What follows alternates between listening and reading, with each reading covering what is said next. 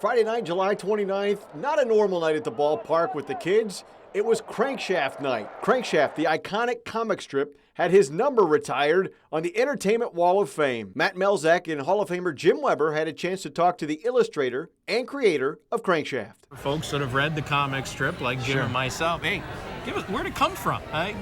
Take us into the mind a little. I wanted to use the baseball as a metaphor for Crankshaft's life, how he got his fingerprints on the brass ring but just missed.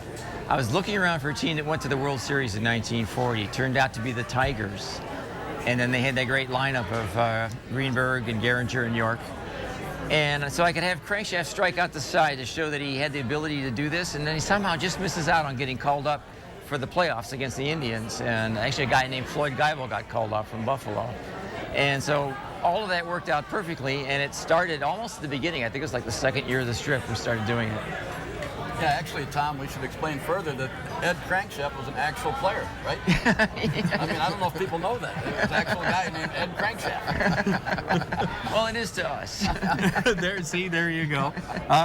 Chuck, a little bit, do you believe how big this has gotten? I mean, it debuted in the late 80s, right? 1987? Yeah. I mean, over 300 newspapers all across, talk about how big this has got. Well, it's just pretty amazing, the strips across the country, and it's hard to keep track for me of the numbers, and it's kind of hard to comprehend the numbers. But it's things like this that have made it all worthwhile. I mean, this character has just come to life, and the things that he has been able to do during the course of the strip, like this, he became a real character, a real honest-to-gosh individual. And so here he is, and it's amazing. Not only that, you guys, we have the book here, right? Yep.